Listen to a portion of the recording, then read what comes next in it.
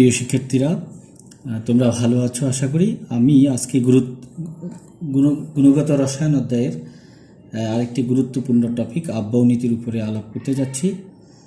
আব্বাউ নীতি এটি তোমাদের 9-10 ছিল মোটামুটি, এবং 9-10 তোমরা এই নীতি অনুসারে ইলেকট্রন বিন্যাস করেছো। এটি ইন্টারমিডিয়েটের দ্বিতীয় অধ্যায়ের একটি গুরুত্বপূর্ণ টপিক।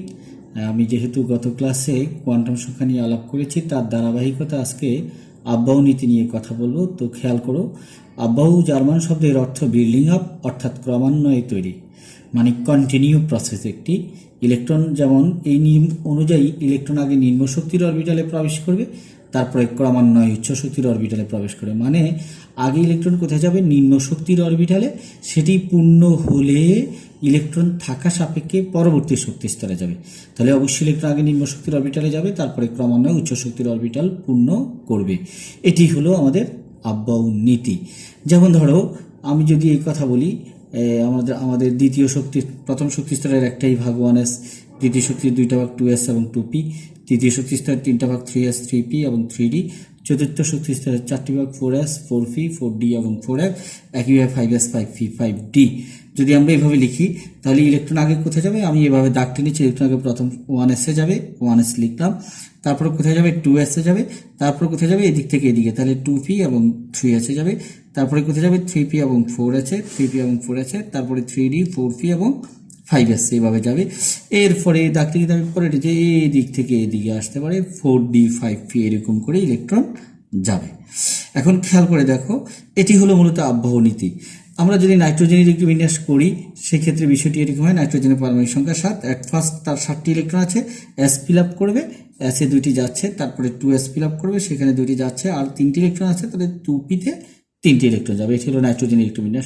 যদি সোডিয়ামের ইলেকট্রোবিন্যাস হয় পারমাণবিক সংখ্যা 11, সেক্ষেত্রে হিসাব করে দেখো যথারীতি এটি ফিল আপ করবে, এটি করবে, এটি করার পর আরেকটি ইলেকট্রন থেকে যায়, সেটা 3s এ যাবে। একইভাবে পটাশিয়ামের 19 নাম্বার পারমাণবিক সংখ্যা 19, এটির ইলেকট্রোবিন্যাস আমরা যদি করি, এই ধারাবাহিকতা ফলো করে তুমি খেয়াল করে দেখো, 1s ফিল আপ করবে, তারপর 2s ফিল আপ করবে, তারপর 2p ফিল আপ করবে, তারপর 3s ফিল আপ করছে, তারপরে 3p ফিল আপ করেছে। এরপর আরেকটি ইলেকট্রন রয়েছে, সেটা 3p এর পর কোথায়? 4s এ যাচ্ছে। আব্বাউ নীতি অনুযায়ী ওখানে যাচ্ছে। কোথায় যায় নাই? 3d তে যায় নাই। কেন 3d তে যায় নাই? এটি নিয়ে একটি প্রশ্ন আছে, এটি তোমরা 9-10 দেখেছো। তাহলে প্রশ্নটি আমরা দেখি, পটাশিয়ামের 19তম ইলেকট্রনটি 3d অরবিটালে না গিয়ে 4s অরবিটালে যায় কেন? আমরা জানি আব্বাউ নীতি অনুসারে ইলেকট্রন আগে নিম্ন শক্তির অরবিটালে যাবে, তারপরে ক্রমান্বয়ে উচ্চ শক্তির অরবিটালে প্রবেশ করবে। নিম্ন শক্তি এবং উচ্চ শক্তির অরবিটাল চিহ্নিত করার ক্ষেত্রে n+l এই সূত্রটি আমরা খেয়াল করি, এই সূত্রটি আমরা ব্যবহার করি। n মানে শক্তি স্তর, l মানে উপশক্তি স্তর বা সহকারী কোয়ান্টাম সংখ্যার যে মান হয়। যেমন ধরো 3d এর জন্য যদি আমরা n+l এর মান হিসাব করতে যাই, l এর মান 0 মানে s উপশক্তি স্তর, l এর মান 1 মানে হলো p উপশক্তি স্তর, l এর মান 2 মানে হলো d, l এর মান 3 মানে হলো f। তাহলে 3d অরবিটালের জন্য যদি আমরা n+l এর মান হিসাব করি, সেক্ষেত্রে n এর মান কত? শক্তি স্তর হলো 3, আর d এর জন্য l এর মান কত? 2, সেক্ষেত্রে 5 আসে। একইভাবে 4s অরবিটালের জন্য n+l এর মান হচ্ছে 4s এর জন্য n এর মান হলো 4, আর s এর জন্য l এর মান হলো 0, তাহলে 4 আসছে। সেক্ষেত্রে আমরা বলি n+l এর মান যার কম তার শক্তি কম। তাহলে এখানে 3d এবং 4s এর মধ্যে 4s এর ক্ষেত্রে n+l এর মান কম, এই জন্য 4s এর শক্তি কম, এবং ইলেকট্রন 3d তে না গিয়ে আগে 4s এ যায়। তারপর আমরা এই প্রশ্নটিতে আছে 3d এবং যদি আমি 4p অরবিটাল, এই দুটি অরবিটালের মধ্যে কোনটিতে ইলেকট্রন আগে প্রবেশ করবে এবং কেন, সেটি যদি আমরা ব্যাখ্যা করতে যাই, তাহলে বিষয়টির কোন যথারীতি আমরা n+l এর মান বের করব।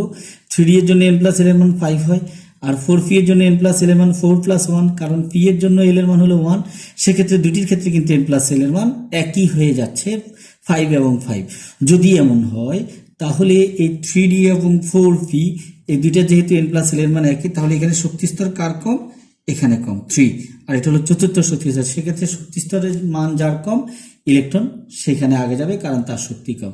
এই যে n+l এর মান সমান বা একই হলে যে অরবিটালে প্রধান কোয়ান্টাম সংখ্যার মান বা শক্তি স্তরের মান কম, ওই অরবিটালে ইলেকট্রন আগে প্রবেশ করে।